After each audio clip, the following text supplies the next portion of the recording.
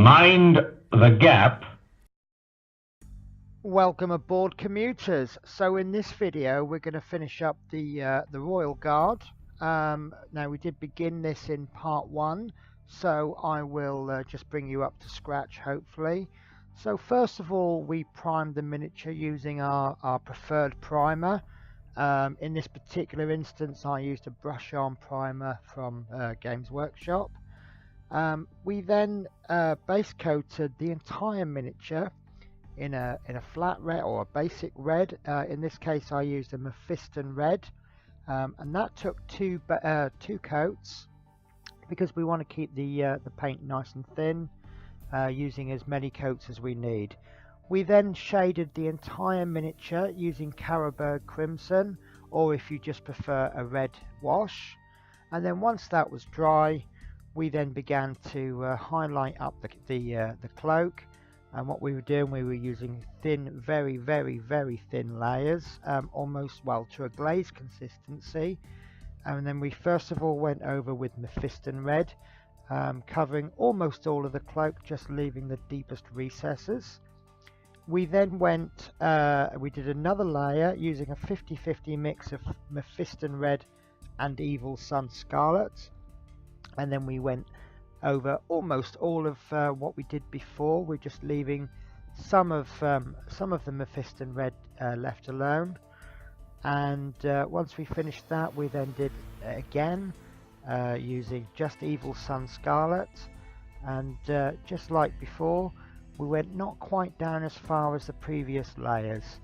And then this should bring you up to the end of video 1. Now if you've watched video 1, I'm sure you're getting the picture now. And what we're going to do is we're going to do a 50-50 mix of Wild Rider Red and Evil Sun Scarlet. And just like before, we're going to really thin this down. Sometimes if you're thinning with water, you run the risk of splitting the paint. So yeah, just pop in a little bit of flow improver if you need, or maybe use an airbrush thinner. But it just needs to be really thin and translucent. And what we're going to do is we're going to go over the cloak as before, and we're just not going quite as deep as we did before, just to leave some of the previous colour untouched.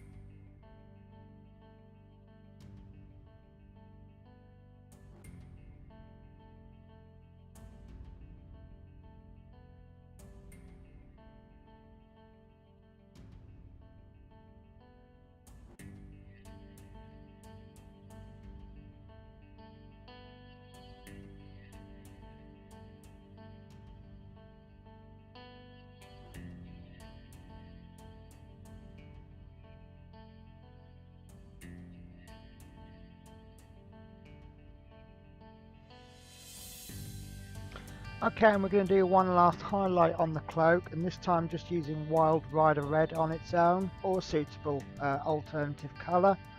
Now what we're aiming for here is just to pick up the higher edges,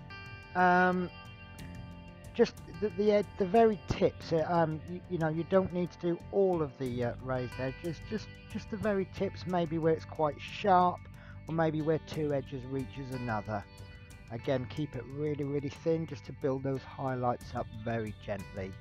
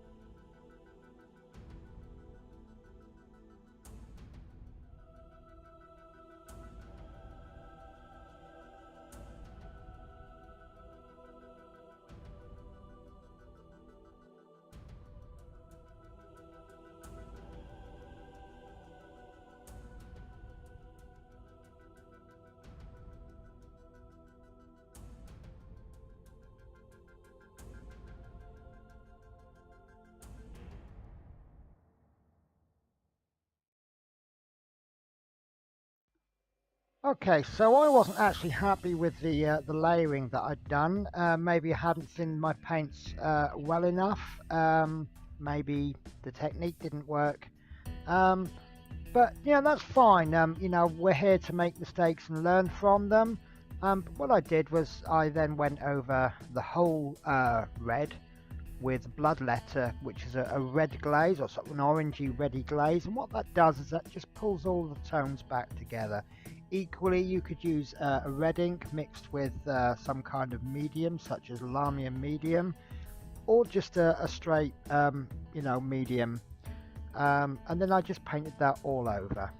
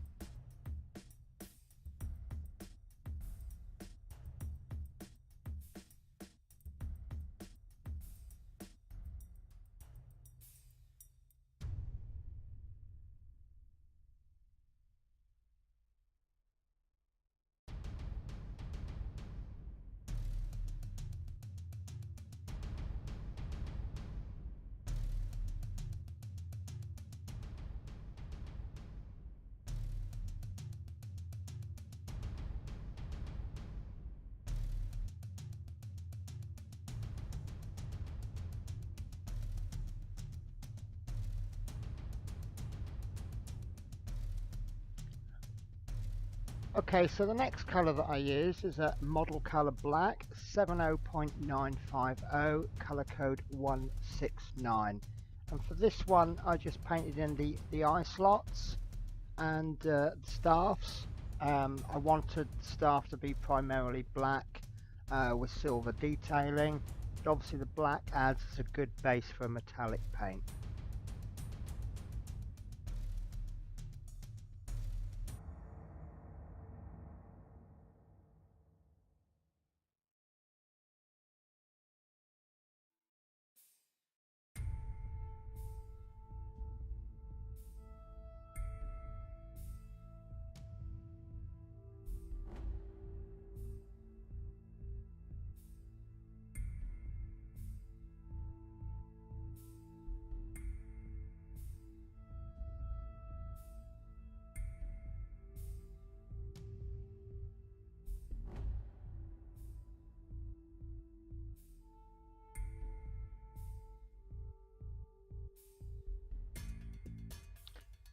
And in this shot, I did actually remember to get a good progress shot.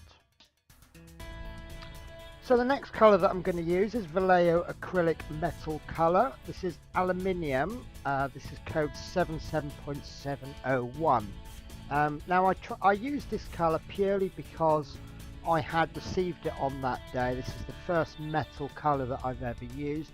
I've heard absolutely wonderful things about it. And I did need this colour for another project that I'm doing. So I thought, whoa, give it a go. Let's see what it's like. Now, what I found with it, obviously you get used to certain colours, the way that they act. Now, obviously this is designed for an airbrush. You can see at the moment first of all, I'm just testing just a little bit. When I actually pour it into my palette, it looks so thin. It looks like when I've over thinned my paints, that's how it looks, and you think, oh, this is going to need 2 coats. Once you actually pop the first coat on, you're like, oh my god, this is amazing. But yeah, so what I've done is I've just gone all over the silver bits on the staff.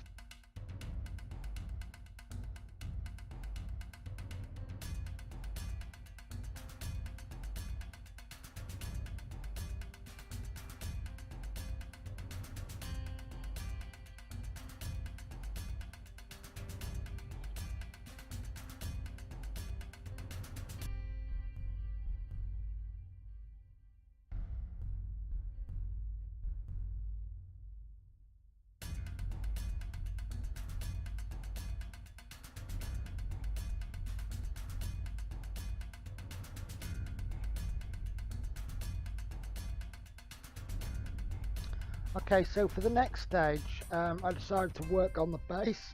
Excuse me. Now I'm using Dark Star Darkened Bronze, and then I was going to edge them in bronze. And the one leader model I was going to edge with a colour that I'm not showing you, which is brass. Now the whole thing did come out awful. I thinned these badly, and it just turned out awful.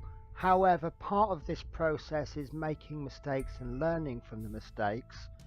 So I will keep this footage in, but the recommendation that I would make to you is just base them with something that you know, maybe keep it simple, such as a grey.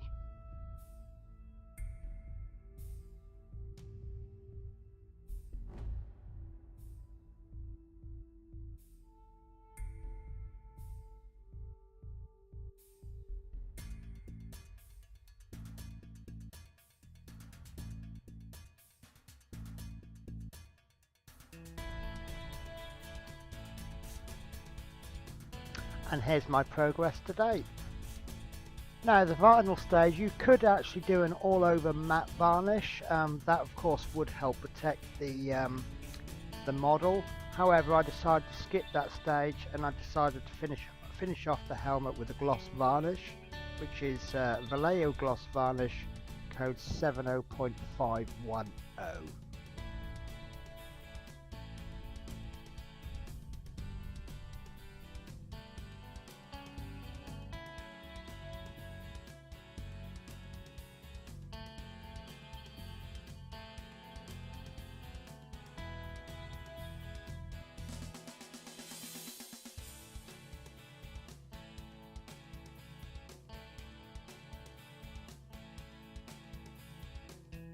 Okay, I wasn't quite happy with it. I wanted the hand just to stand out a little bit. So what I did is I've got some Drushy violets, and I've mixed that roughly 50-50 with Lamium medium. And this is primarily just to thicken it a little bit. I didn't really want it to run into the recesses. I did want to coat the entire arm, just to make it stand out a little bit. And because I've thinned it, because I've not done this before, so I didn't want to go in too strong. But I felt that I did need 2 coats just to build that colour up slightly more.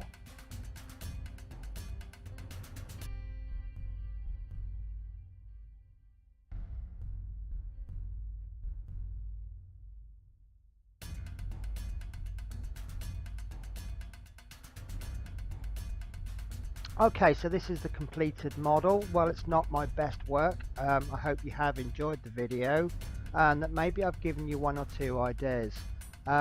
So join me next week, where I will be starting to paint some skeletons. Quite an exciting project and something that was very fun to do. Okay, take care guys, I'll see you next week.